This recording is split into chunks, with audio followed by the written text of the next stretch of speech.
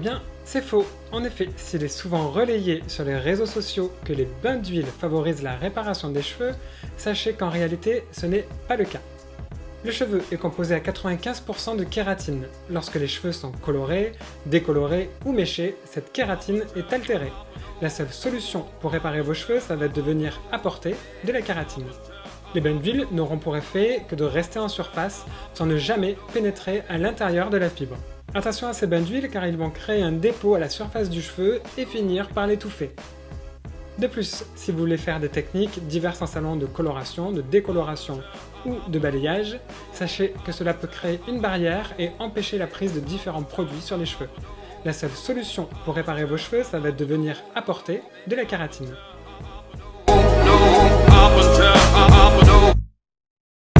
Eh bien Julie, c'est faux. Si vous laissez votre masque poser des journées entières ou que vous ne le rincez pas, sachez qu'une fois que votre cheveu aura séché, votre masque n'agira plus et peut même parfois laisser une sensation de cheveux gras ou poisseux, sans pour autant apporter plus de réparation.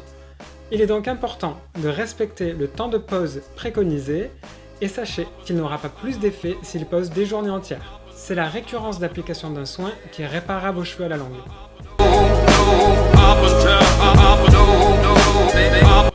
C'est vrai Nadia, des journées plus longues et un rayonnement de soleil plus intense sont des facteurs qui stimulent la croissance du cheveu en été et face à la chaleur, le corps réagit et sa circulation sanguine s'accélère et donc on obtient une meilleure oxygénation des racines et une production de kératine qui va être décuplée. Résultat, on obtient bien quelques centimètres de plus en été, oui.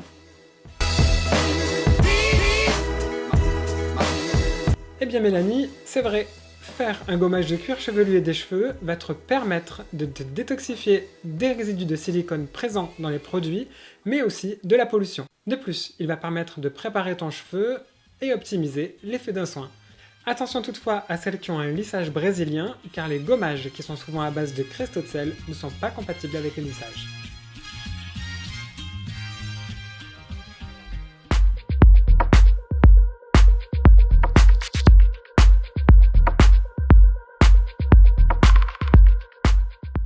Eh bien, c'est faux. Avant de répondre, il faut d'abord rappeler ce que c'est qu'une cure de sébum. Cela consiste à ne plus se laver les cheveux pendant un mois et laisser la sécrétion de sébum le long de la fibre capillaire. Comme je vous l'ai souvent répété, le cheveu est composé à 95% de kératine. Les lipides ne représentent qu'environ 5% de la composition du cheveu. Ces fameux 5% sont largement apportés dans les shampoings, les conditionneurs et les soins que vous faites habituellement chez vous. Il n'est donc pas nécessaire pour hydrater ou réparer les cheveux de ne plus les laver. Au contraire. De plus, cela est disgracieux et désagréable pour vous et votre entourage. Le seul point bénéfique que pourrait apporter ce genre de pratique serait de régler un problème de séborrhée, autrement dit, le cheveu qui regresse trop vite, car la sécrétion de sébum pourrait se réguler toute seule. Ainsi, vous pourrez, pour celles qui le souhaitent, espacer vos shampoings par la suite. Encore une fois, c'est faux, Justine. Depuis toujours, on entend les mamans, les grands-mères et même les coiffeurs répéter que de couper souvent les cheveux les font pousser plus vite. Les cheveux poussent par la racine et non pas par les pointes. Les couper régulièrement permet de supprimer les fourches et donc de les rendre moins cassants. De ce fait, vous aurez l'impression de les voir pousser plus vite alors qu'en réalité, c'est juste qu'ils ne se casseront plus.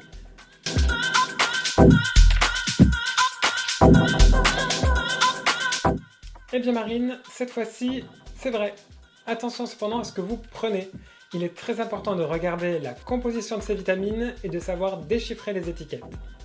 Premier point, faire attention à ce que ces vitamines soient d'origine naturelle et, de préférence, qu'il n'y ait pas de protéines animales. En ce qui concerne l'étiquette, il faut regarder la colonne de pourcentage qui représente les apports journaliers nécessaires.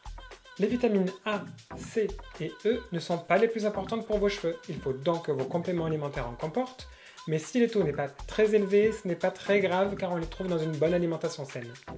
Là où il faut s'attarder, c'est sur la famille de la vitamine B. La B6 va avoir une action bénéfique pour les cheveux, c'est notamment celle que l'on retrouve dans la fameuse levure de bière. Ensuite, la B9, c'est l'acide folique. Si elle est suffisamment dosée, elle permettrait de renforcer les cheveux et d'éviter la chute. La vitamine B12 va accélérer le métabolisme, attention toutefois à ne pas être en surdose. Et enfin la plus importante, c'est la B8, autrement dit la biotine. Elle doit être très fortement dosée. Son taux en pourcentage ne doit pas être en dessous des 10 000%. Entre 10 000 et 16 000 c'est l'idéal.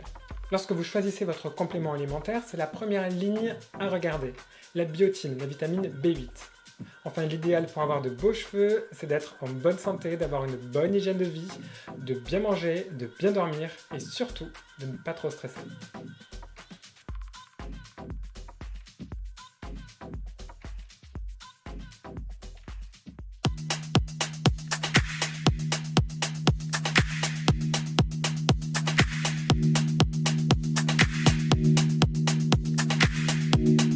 Eh bien, c'est faux. Je sais que cela peut paraître amusant de faire ses propres préparations pour prendre soin de ses cheveux, avocats, huile d'olive, jaune d'œuf, etc., qui sont autant d'ingrédients d'origine naturelle qui vous semblent bons pour réparer vos cheveux.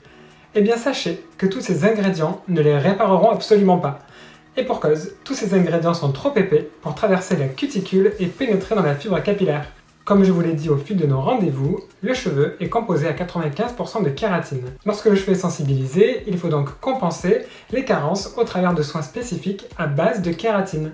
Les mixtures maison peuvent venir en complément et entretenir de façon superficielle l'extérieur du cheveu.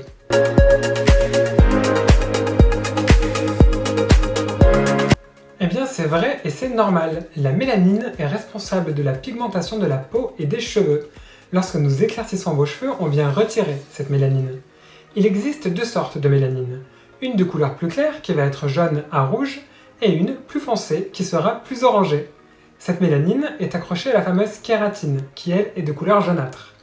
Voilà pourquoi ce camailleux de couleur, de jaune orangé, réapparaît constamment sur les cheveux qui ont été décolorés par des balayages notamment.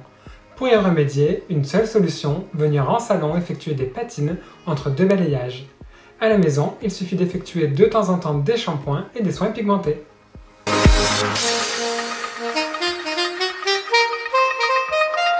Eh bien c'est faux. Et c'est une grosse idée reçue et une vraie erreur de penser qu'il ne faut pas hydrater ou nourrir un cheveu gras. Le sébum est sécrété lorsque le cuir chevelu est déshydraté.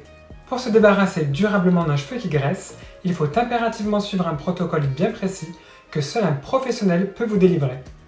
Tout d'abord, il est essentiel d'espacer ses fréquences de shampoing. En effet, vous avez le réflexe de laver plus souvent vos cheveux pour enlever l'aspect gras. Ce n'est pas bon car vous altérez le film hydrolipidique et de ce fait, vous déshydratez votre cuir chevelu. Le corps étant très bien fait, celui-ci se défend et produit plus de sébum pour hydrater naturellement votre cuir chevelu. C'est donc un cercle vicieux qui s'installe. Pour réguler l'excès de sébum, il faut impérativement espacer les shampoings au moins de 5 à 6 jours au début. Vous pouvez cependant utiliser un shampoing sec qui fera une excellente alternative.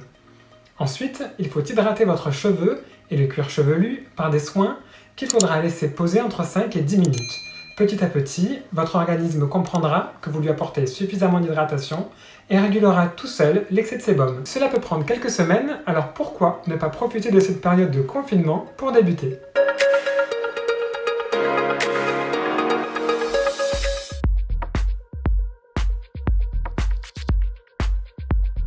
Eh bien, c'est vrai, Louise. Après chaque technique de balayage ou d'ombrière, il est important d'appliquer une patine. Celle-ci va apporter un reflet final, neutraliser les faux reflets et donner un effet plus cosmétique aux cheveux.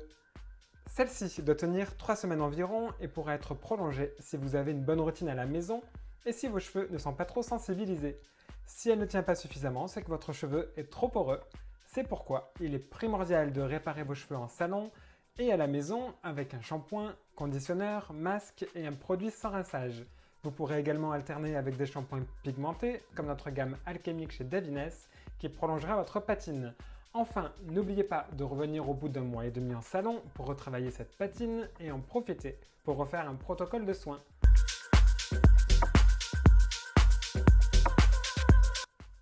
C'est faux! Ceci est une très vieille légende qui disait qu'il fallait avoir les cheveux sales pour colorer ses cheveux en salon.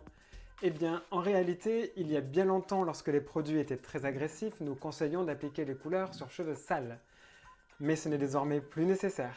En effet, aujourd'hui les produits sont beaucoup moins agressifs et ne nécessitent plus de barrière de protection naturelle par le sébum, hormis pour une décoloration sur la tête entière où je vous conseille d'avoir fait votre shampoing l'avant-veille. Donc s'il vous plaît, pensez à notre confort et venez nous voir avec des cheveux propres de la veille pour un service de coloration ou de balayage, ce sera parfait. C'est faux Nadia, bien au contraire, il faut redoubler de vigilance en été et prendre soin de ses cheveux, car ils vont être plutôt malmenés. Tout d'abord, pendant l'exposition au soleil en mer ou en piscine, il faut impérativement mettre un protecteur UV, tout comme vous le feriez pour votre peau. Le Hair Milk de la gamme Sous de Davines sera votre meilleur allié. Vaporisez-le sur les longueurs et les pointes à plusieurs reprises pendant votre exposition et n'hésitez pas à renouveler l'application à chaque baignade. De retour à la maison, faites un bon shampoing pour débarrasser vos cheveux du sable, du sel ou du chlore et surtout faites un bon masque nourrissant, hydratant et réparateur puis réappliquez le spray Sous Hair Milk sans rinçage.